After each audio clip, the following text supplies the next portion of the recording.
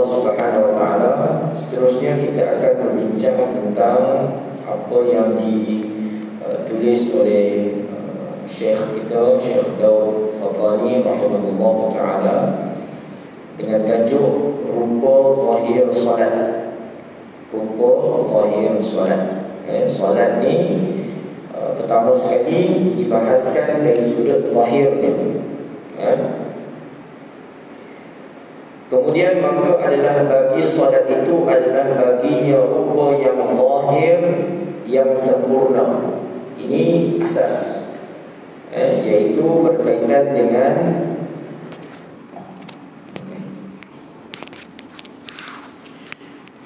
zahir, macam mana kita mempraktikkan segala ahkam, hukum hakam yang ditetapkan dalam solat secara zahir. Maknanya segala pergerakan lah, rukuk kita, sujud kita, takbiratul ihram dan seumpamanya. Maka rukunnya seperti kepalanya dan badannya sunat ab'ad, itu seperti anggotanya. Jadi Syekh mengibaratkan bahawa rukun tu kepala. Ni badan kita ni rukun kepala. Adapun sunat ab'ad, sunat ab'ad ni sunat yang amat-amat dituntut adalah anggota-anggota. Ini perumpamaan yang dibawa oleh Syekh. Kenapa? Anggota ni, anggota kita tangan ke kaki ni, kalau tak ada, na'udzubillah lah kan, contohnya lah, maknanya terputus ke, masih hidup, secara logiknya hidup lah. Orang hilang kaki ke, hilang tangan ke, hilang telinga ke, hidup lagi. Tapi kalau satu badan kepala tak ada, habis. Badan kepala tak ada, mati lah. Jadi rukun tu kepala. Dan sunat hai'ah itu seperti segala bulu perhiasan. Sunat hai'ah pula seperti bulu, rambut, janggut, misai dan seumpamanya, yang secara kata apa, apabila ada di badan kita ni, rambut apa semua ni, dia menjadi perhiasan. Jadi orang, sebab itu kita jaga rambut, sunnah jaga rambut, kita sikat elok-elok, dan tidak sunnah kita botak rambut, melainkan haji, tahallul, itu waktu lain tak sunnah. Bahkan sebagian fuqaha tak menggalakkan kita mencukur rambut, melainkan waktu ibadah haji atau umrah. Sebab itu memang sabit dalam sunnah, muhalliqina ru'usahum, orang-orang yang mencukur kepala, halaq. Adapun secara kebiasaan kita disuruhlah, ada rambut, panjang pendek itu ikut kesesuaian lah. Ada orang dia rambut panjang sikit, dia kata ikut sunnah Nabi, tak apalah, boleh. Tapi panjang pun sehingga tidak menzahirkan selekeh, itu pun kena mikir juga. Yang penting kemas. Jadi rambut ni perhiasan. Sebab itu Syekh kita bawa perumpamaan bulu. Sebab tu orang sebahagian hari ni simpan janggut, simpan, bahkan sunnah lah, sunnah juga bagi orang lelaki. Baik. Dan ada baginya rupa hakikat yang batin. Tadi tu selesai zahir. Jadi apa yang terlihat di luaran ini secara praktikalnya yang kita amal seharian dalam solat tu, itu zahir. Tapi solat tak terhenti itu sahaja. Solat ada satu sudut lagi, iaitu dari sudut hakikat batin, dalaman. Batin ni dalaman. Dan tiada sempurna bagi solat dan tiada tamamnya, melainkan dengan mendirikan ia dengan keduanya sekali. Itu pesan Syekh. Jadi dalam kita mendirikan solat ni, nak kena ada dua-dua elemen ini, iaitu luaran ini bagus, dari segi rukunnya, sunatnya, ialah kita penampilan kita bagus, rambut kita kemas, kan, baju kita cantik, kemas dan seumpamanya. Tapi tak cukup. Tak memadai yang itu sahaja, perlu batin juga cantik, sempurna. Maknanya eloklah, tamam tu sempurna maksudnya. Sebab itu kita doa lepas solat, imam baca Allahumma rabbana taqabbal minna salatana wa siyamana wa qiyamana wa ruku'ana wa tammim taqsirana. Tammim tu maksudnya tamam, sempurnakan. Taqsirana, kecacatan, kekurangan, kelompongan. Jadi kita minta kepada Allah agar Allah menerima amalan kita yang pertama, yang kedua menyempurnakan ibadah kita. Sebab kita tahu ibadah kita memang serba-serbi tak sempurna. Kan? Ada sahaja ruang kecacatannya. Tapi kita minta agar Allah pandang amalan kita, terima amalan kita. Baik. Kemudian melainkan dengan mendirikan ia dengan keduanya. Maka adapun rupanya yang zahir itu seperti berdiri dan takbir. Berdiri, takbir. Lagi apa lagi? Membaca Fatihah. Ni semua ni yang zahir-zahir berlaku ni. Lagi apa? Rukuk. Lagi apa? I'tidal, duduk antara dua sujud. Sujud itu sendiri. Kemudian duduk tasyahud, tahiyat, salam. Yang ini semua zahir belaka. Luaran. Penting tak? Sangat penting. Sama ada rukun ataupun sunat, sangat penting. Apatah lagi rukun lah. Bacaan Fatihah kita, apa lagi? Bacaan tahiyat kita, itu yang rukun-rukun ni, kan? Duduk kita, kan? Macam mana duduk yang sunnah, macam mana tangan kita angkat tangan waktu takbir yang sunnah macam mana, kan? Letak tangan dekat mana yang cara yang sunnah. Ini semua kita akan belajar insya-Allah, akan diterangkan oleh Syekh kita. Baik. Inilah daripada segala rukun yang zahir dan sunatnya dan syaratnya. Maknanya antaranya lah, antaranya. Adapun hakikat yang batin, maka seumpamanya apa dia? Yang pertama, khusyuk. Yang ini tak ada siapa yang tahu. Tuan-tuan tak tahu saya punya khusyuk macam mana, saya lagilah tak tahu tuan-tuan punya khusyuk macam mana. Tidaklah saya lebih khusyuk daripada tuan-tuan, tak juga. Tak tahu. Sendiri yang tahu. Kita sendiri yang tahu takat mana yang kita benar-benar khusyuk dalam solat. Dan apa lagi? Hadir hati. Ni Syekh diperincikan. Khusyuk lain, hadir hati lain. Maknanya benar-benar menghadirkan hati, apa nama dia, penuh kehambaan kepada Allah Subhanahu wa taala. Apa lagi? Dan sempurna keikhlasan. Ikhlas sungguh. Sebab betul kita ni solat fardu ni atau solat berjemaah ni, kita datang masjid ramai-ramai, tapi niat kita tak tahu benar-benar ikhlas ke tidak. Ini yang batin, kan? Lagi apa? Dan tazallul. Apa tazallul? Tazallul maksudnya dalam surah Al-Mulk yang tuan baca tu, yang apa? Yang zalula tu, macam mana ayat dia? Zalula tu kan menghina diri, maknanya merendah diri. Tazallul maksudnya menghina diri, benar-benar merendah diri di hadapan Allah. Lagi, dan tafahum. Apa tafahum? Faham maksud bacaan-bacaan dalam solat. Ini saya sebut selalu. Tafahum. Kena faham. At-tahiyyatul mubarakatus salawatut thayyibatu lillah. Apa kita baca?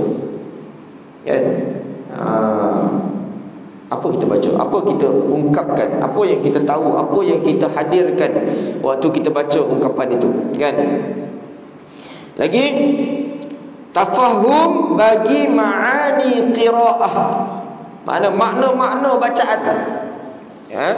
Lagi apa? Dan tasbih. Bacaan tu sama ada ayat Quran, apa lagi? Semualah. Kemudian tasbih, subhana rabbiyal azim wa bihamdi. Apa kita baca?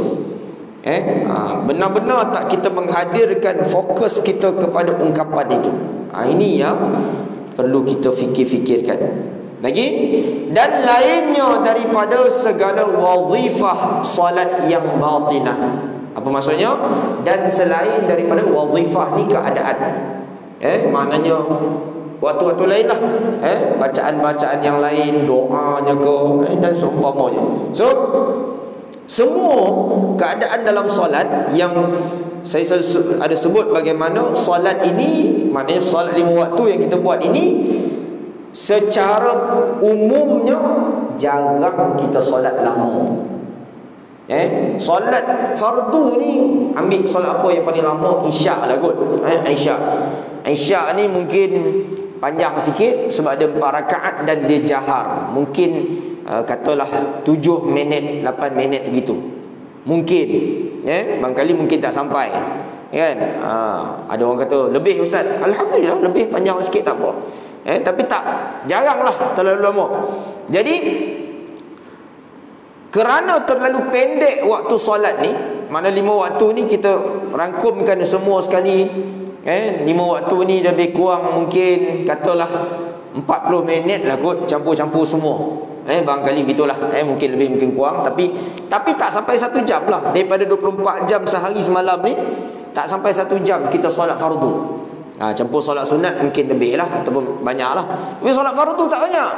Jadi dalam tempoh yang sekejap, zuhur, maghrib, isyak, asar, apa semua ni, kira-kiranya waktu yang sekejap-sekejap kita solat ni, sejauh mana kita menghadirkan fokus kita dalam solat tersebut. Itu yang ingin diketengahkan oleh pengarang kitab Syekh Daud Fatani.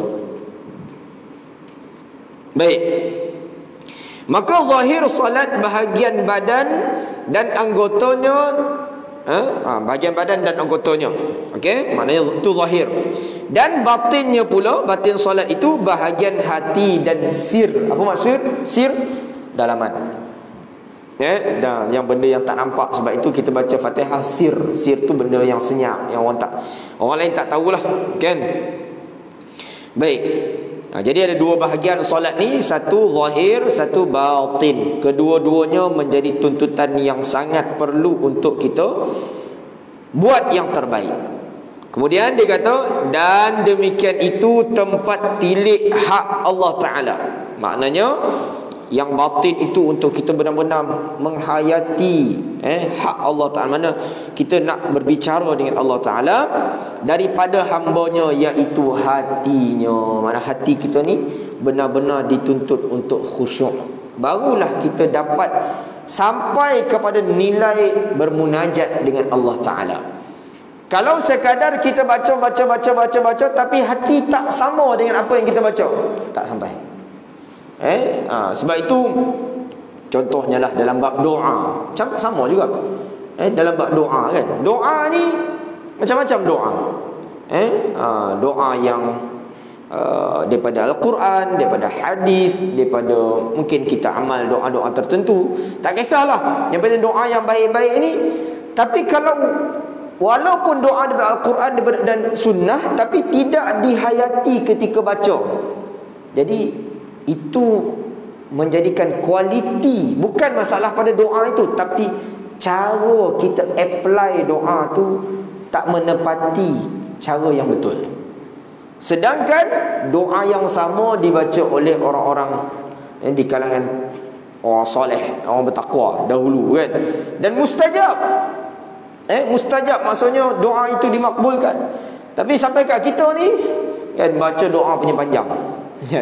Saya banyak kali pergi beberapa masjid surau, kan, ada jemaah lah, kan, saya sebut bab doa semua ni, kan. Kita kalau imam ni baca doa lah, tapi taklah panjang sangat sebab kita nak raih kuliah ke apa ke, kan.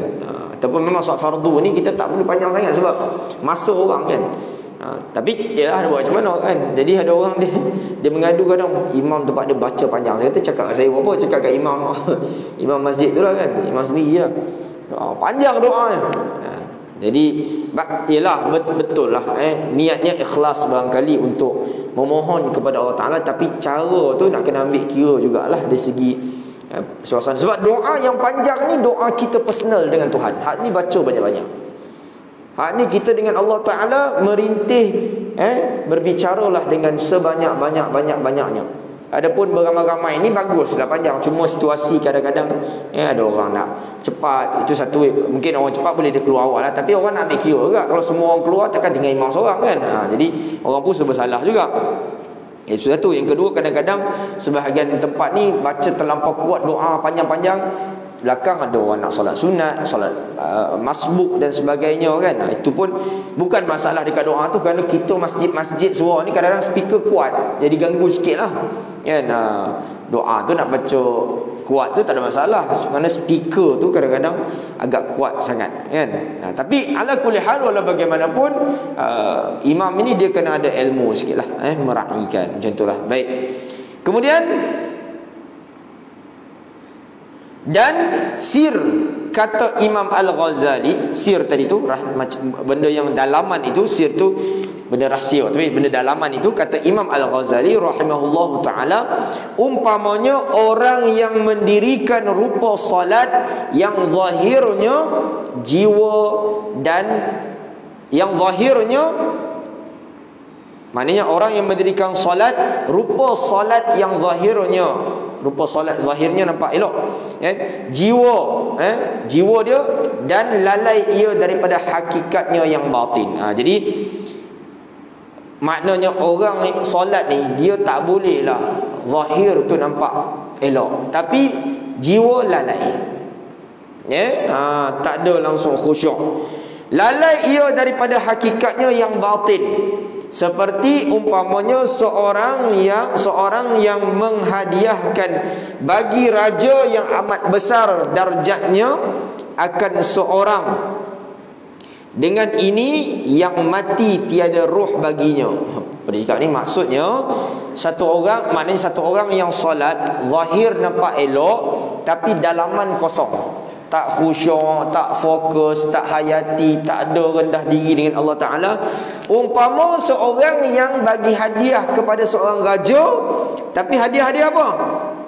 Bagi orang mati yang tiada roh. Jadi dulu-dulu orang ada hadiahkan kepada raja ni hamba untuk bantu raja kan, hamba kan, zaman dululah. Jadi hamba ni bekerja lah untuk raja ni. Tapi kalau orang yang solat tapi tak khusyuk ni, dia hadiahkan seolahnya lah macam mempersembahkan ibadah kepada Allah, tapi kosong, tak ada nilai. Jadi orang yang hadiahkan seorang manusia tapi yang mati, tiada roh baginya, dan seumpama orang yang mentaksir pada mendirikan zahir salat, seumpama ia menghadiahkan kepada raja akan seorang dengan ini yang terpotong anggotanya. Kalau mana solatnya itu tak sempurna, maknanya dia hadiahkan orang yang cacat, tak sempurna tubuh badannya, dan ketiadaan dua matanya, maknanya tak sempurna lah. Jadi kita ni di mana? Di kita punya ibadah kita, solat kita yang kita persembahkan kepada Allah Ta'ala. Ini kita tak tahu. Kita mungkin pakaian kita bagus, rukuk kita, sujud kita, whatever, semua nampak elok, tapi hati kita tak ada. Itu satu hal. Kalau orang tu memang luar pun teruk dengan tak bersihnya, dengan tak bersih ni maksudnya kita kata macam tak kemas lah. Tapi kalau kata orang tu memang susah, miskin dan seumpamanya, itu cerita lain lah.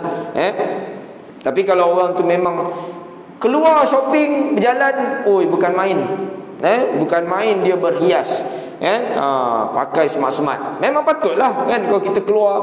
Tapi janganlah pula kalau kita solat, kita tak ada langsung sensitif untuk kita pakai dengan pakaian yang sopan kan. Ni pun nak kira fikir kan.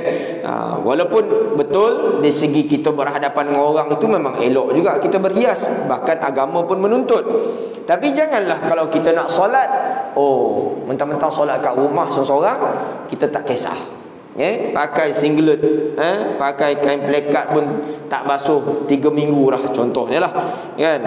Jadi ini seolah-olah kita mempersembahkan ibadah kita kepada Allah yang penuh kecacatan. Terang-terang, yang terang-terang tak elok kan.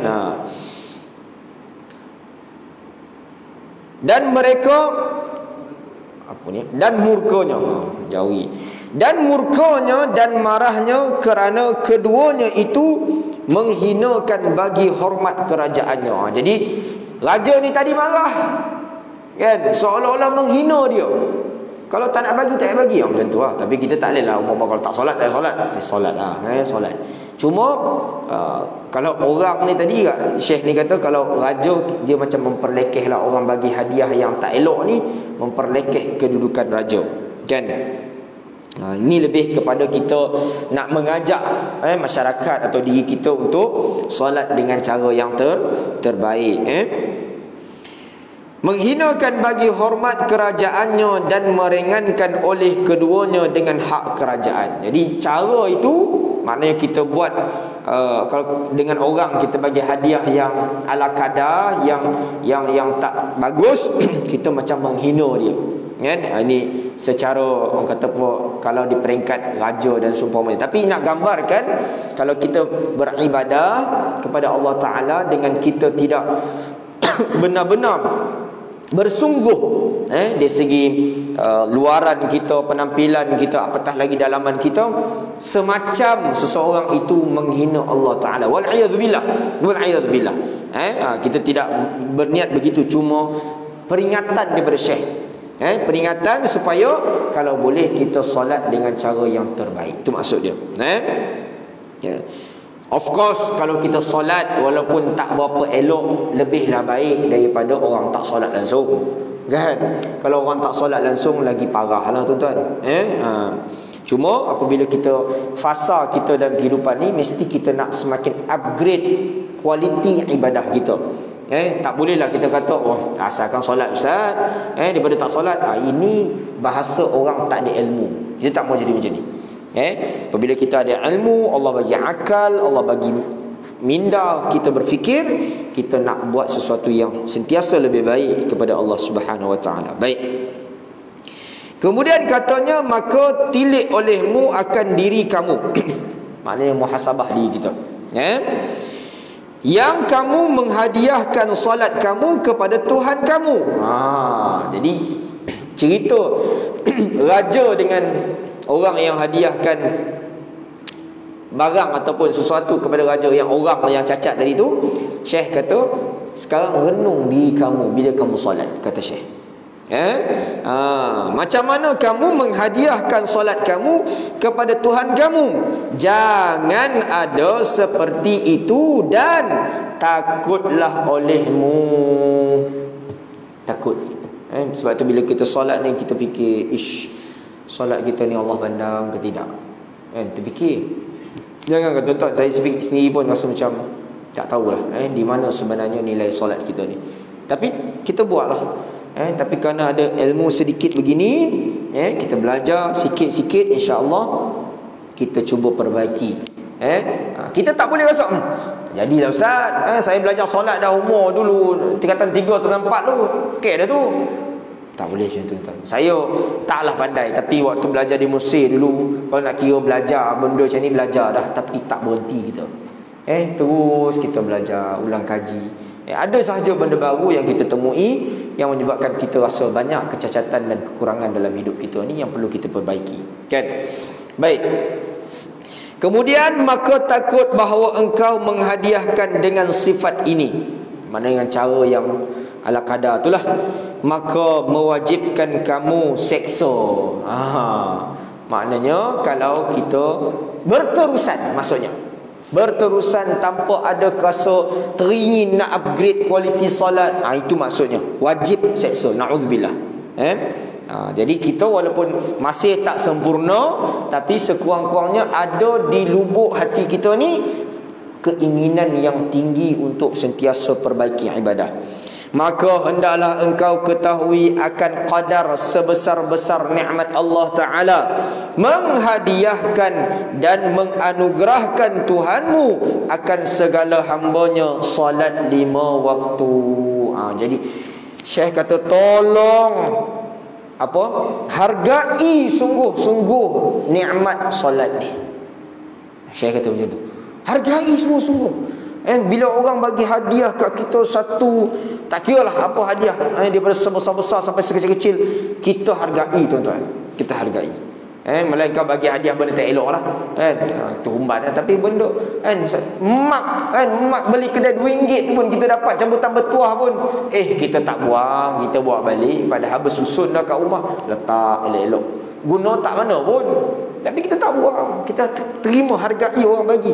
Itu orang bagi kan, setakat mak kan cak ayam tu kan, tak ada terletak kat lantai, retak dah, punyalah tak kualiti, tapi kau nak hargai. Ini hadiah daripada Allah Subhanahu wa taala. Kan, bayangkan. Masya-Allah, tabarakallah. Baik. Seperti barang yang disebut pada hadis Rasulullah sallallahu alaihi wasallam bahawasanya sabda ia, ma utiya 'abdun fid dunya khairan an yu'zana lahu rak'ataini yusallihima. Kan, tiada diberi akan seorang hamba di dalam dunia yang terlebih kebajikan daripada diizinkan baginya pada mengerjakan 2 rakaat yang disalatkan akan keduanya. Hadis ni menceritakan tentang betapa besarnya nikmat solat 2 rakaat. Ini solat sunat je ni. Kalau solat 2 rakaat ni, itu pun dah cukup besar. Tak dapatlah kita gambarkan nikmat solat fardu, apatah lagi berjemaah. Itu kita yang boleh datang masjid ni, tidak kita rasa kita ni lebih baik pada orang, tuan-tuan. Tidak kita rasa. Melainkan secebis nikmat yang Tuhan telah anugerahkan kepada kita, yang bila kita dapat datang masjid ni, kita bersyukur banyak-banyak. Dan harapan kita doa agar orang lain pun Allah bagilah anugerah macam ni. Kerana tak mudah nak datang masjid ni sebenarnya. Walaupun saya yakin hadirin yang dirahmati Allah, mungkin rumah ada yang 1 kilo, 2 kilo, yang mungkin lebih dekat daripada itu tak datang. Logiknya yang dekat lah yang datang. Logiknya tak. Demikian nikmat boleh datang ke masjid ni, anugerah Allah Ta'ala. So kita hargai dia, kita bersyukur. Tidak kita rasa kita lebih baik, kerana kita tahu dalam kita dapat datang ke masjid pun, kita tahu ibadah kita banyak kurang. Tapi Tuhan sayang, Tuhan izin kita datang, kita buat yang terbaik, insya-Allah.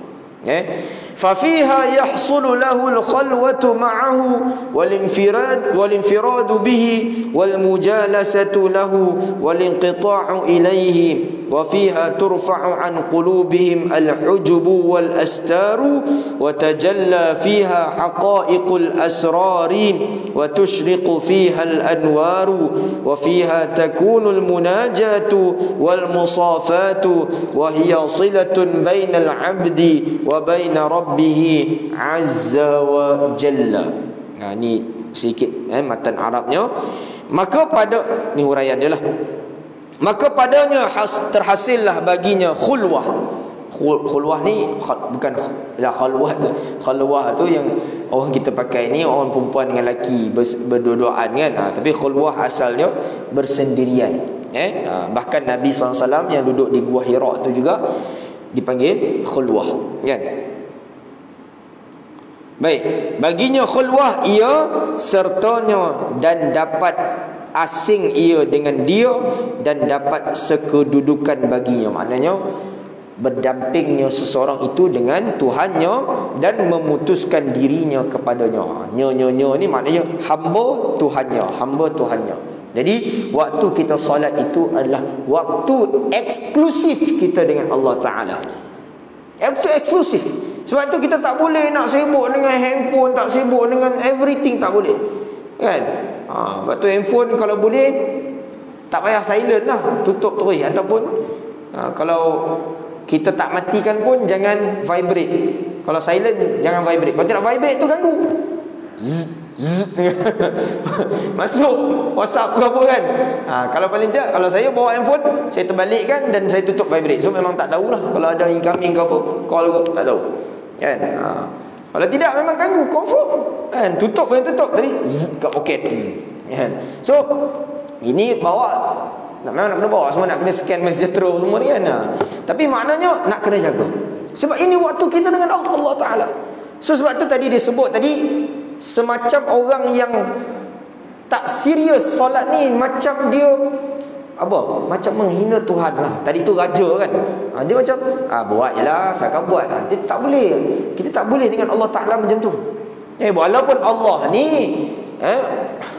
taklah macam manusia, tapi ada hadis yang gambarkan Allah, yalah, maknanya Allah dia macam mana hadis itu? Maksudnya Allah tu macam ada perasaan, tapi bukan sama macam kita. Tapi nak gambarkan Allah itu, sebab itu dosa paling besar apa tuan-tuan? Syirik.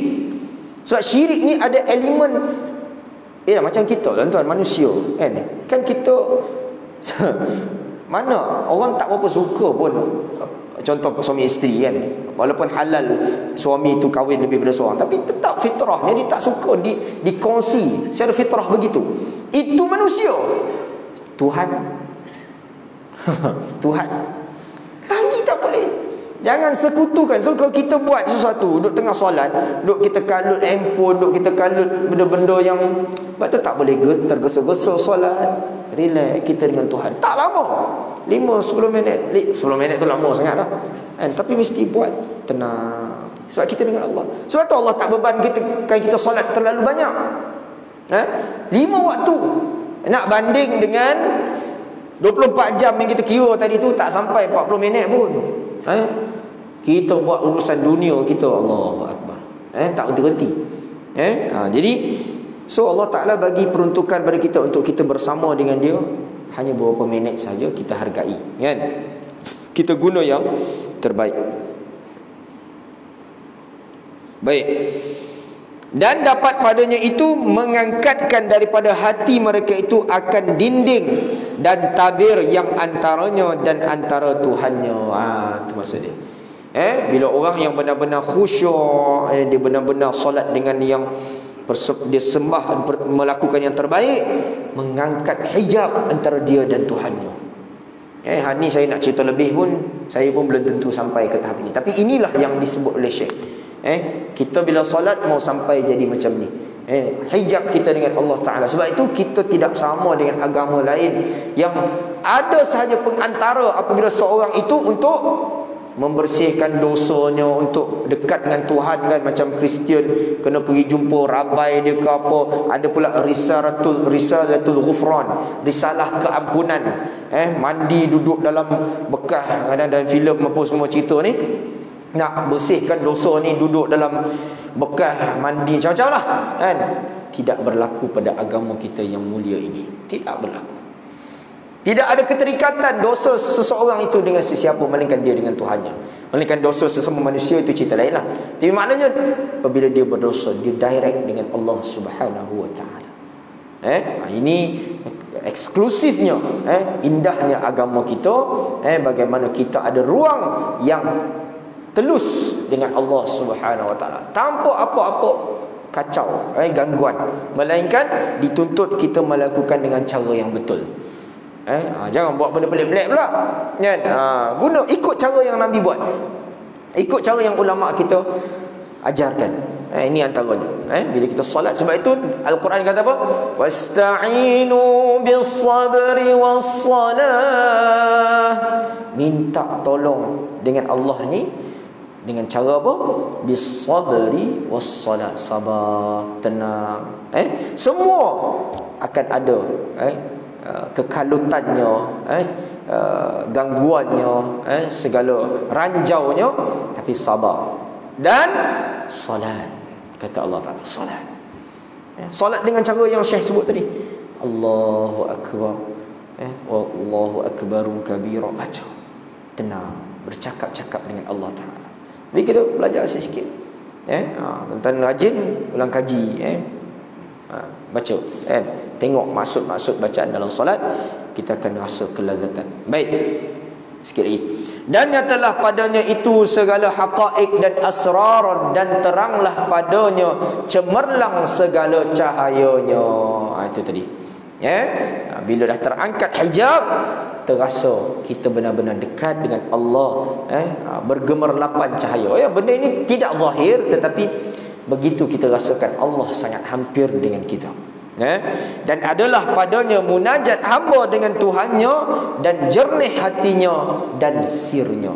Sebab tu saya selalu sebut, kalau kita solat ni, orang Islam ni tuan-tuan, solat secara umumnya lah, kita tengok kalau orang Islam ni benar-benar solat dengan betul, dengan sempurna, dan sampai pada apa yang disebut oleh Syekh kita ni, tak adalah dengki, dendam, sengketa, caci maki dan sebagainya itu. Kalau kita benar-benar dapat sampai ke tahap ini, cukuplah tuan-tuan hadirin yang dirahmati Allah. Orang yang solat terselamat daripada yang ini pun dah alhamdulillah sangat dah. Jangan cerita orang yang tak solat. Tapi lebih sedih, kadang-kadang orang yang solat pun masih ada lagi karat-karat yang dalam hatinya yang macam ni. Na'udzubillah. Ini sangat sedih. Dan kalau orang yang solat masih hatinya tak jernih, ada benda-benda yang merosakkan hubungannya sesama manusia dan seumpamanya itu, Allahu Akbar. Lalu bagaimana orang yang tak solat? Ini benda yang kita fikir-fikirkan bersama. Kalau kita solat tapi masih lagi jiwa kita kacau bilau dengan gangguan-gangguan, tak puas hati lah, macam-macam lah hidup kat dunia ni, ini kita kena fikir di mana nilai solat kita yang sebenar. Sebab kalau ikut apa yang diterangkan oleh Syekh kita, bersih insya-Allah. Dan ialah perhubungan antara hamba dan Tuhannya Azza wa Jalla. Okey, jadi itu panjang lagi kalau kita nak sambung insya-Allah pada pertemuan akan datang, untuk kita lebih melihat perbahasan yang dibincangkan oleh pengarang kitab Munyatul Musalli. Jadi insya-Allah sedikit pertemuan kita malam ni memberi peringatan buat diri saya dan khususnya dan kita semua, untuk kita sama-sama memerhatikan. Dikata tilik dirimu. Tilik itu maksudnya tengok diri kita di mana kekurangan, kecacatan, yang mudah-mudahan kita sama-sama muhasabah dan perbaiki insya-Allah. Jadi sekali dulu malam ni, insya-Allah kita akan bertemu pada pertemuan akan datang pada insya-Allah 2 minggu lagi insya-Allah taala. Wallahu a'lam bissawab. Bismillahirrahmanirrahim. Alhamdulillahirabbil alamin. Wa sallallahu ala sayyidina Muhammadin wa ala alihi wa sahbihi ajma'in. Allahumma inna nas'aluka ridhaka wal jannah wa na'udzu bika min sakhatika wan nar. Allahumma arinal haqqa haqqan warzuqna ittiba'ah wa arinal batila batilan warzuqna ijtinabah. Rabbana atina fid dunya hasanah wa fil akhirati hasanah wa qina adzaban nar. Walhamdulillahi rabbil alamin. Taqabbalallahu minna wa minkum. Wassalamu alaikum warahmatullahi wabarakatuh.